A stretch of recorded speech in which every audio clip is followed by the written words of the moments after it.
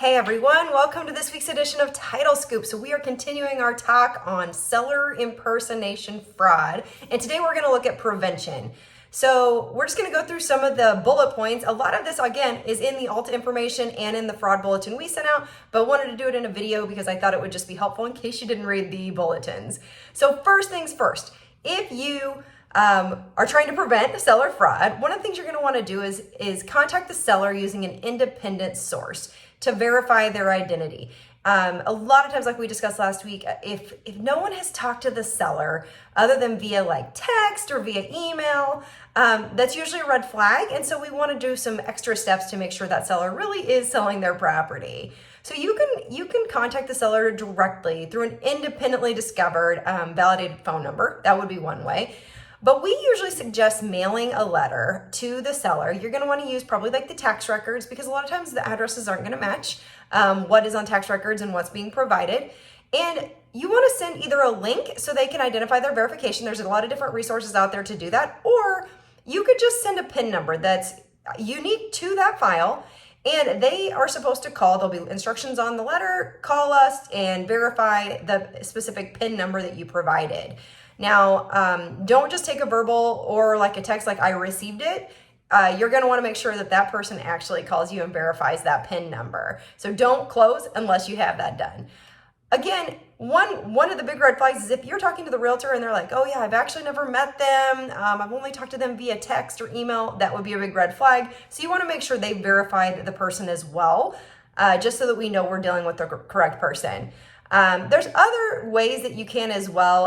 Maybe it's sometimes I've seen where people have done something unique to the property that the only person who would know it is if they've actually been in the property. So you don't want something that's public. So, right, if you look at the MLS or Zillow and you could see something interesting about the property, maybe if the realtor had been there and knew under the sink it was painted blue, an owner would obviously know that. You want to also make sure you're managing the notarization. So if they're insisting on their notary, that's a big red flag like we talked about last week. You want to make sure that you're requiring that if it's a RON notarization, for instance, that it's vetted, one of the vetted and approved RON notaries. Obviously, it needs to be authorized in your state as well. So if you don't have RON yet, then, obviously you're not going to use it. But if you don't have RON, you want to make sure, again, you are managing the notary. So you want to make sure if they're not closing with one of your notaries, it's someone that you have vetted and approved. If you don't have someone, say maybe that you are in a state and they're in a different state, call us. We are happy to pair you with one of our agents in that state so that people can go into that agency and close, and the notary will be vetted, obviously, through us. Don't forget the public record. The public record tells you a lot. So we had one recently where a quitclaim deed had actually already been filed.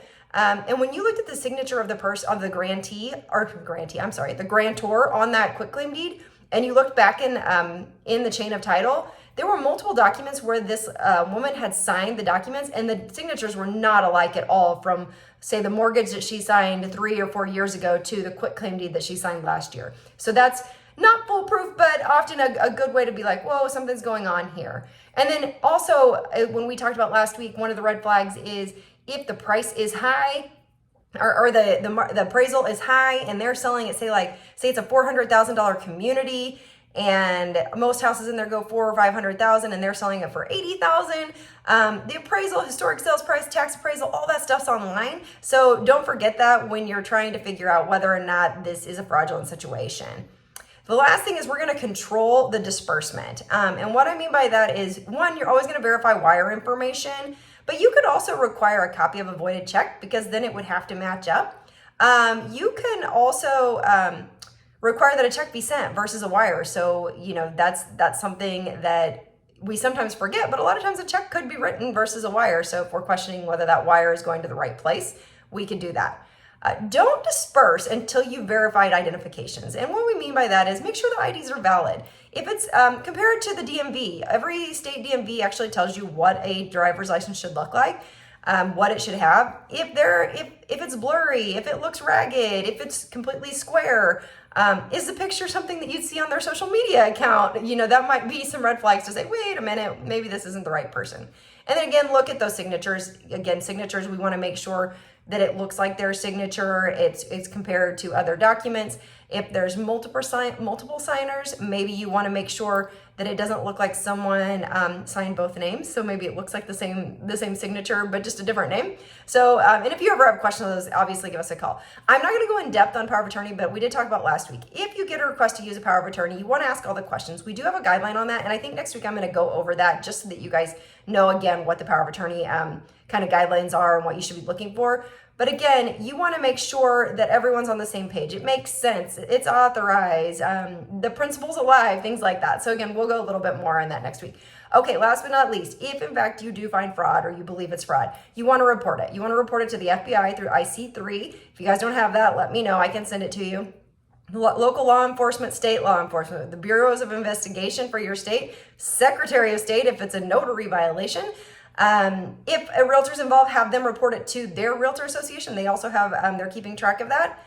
And last thing, sorry, I said last thing, but last thing for real this time, educate everyone. Educate your realtors, educate your lenders, your bankers, your real estate platforms, county recorders, everyone that you can, so that we can get the information out as much as possible. The more that you educate people about fraud, the better. If you guys want us to come out, let us know. A lot of times we are willing to come out and teach your clients about fraud. So I think that's probably the biggest thing. If you see fraud, call us. Again, we are happy to look at it with you. And with that, we're going to call it a week. I know it's a little long this week, but we'll see you next week.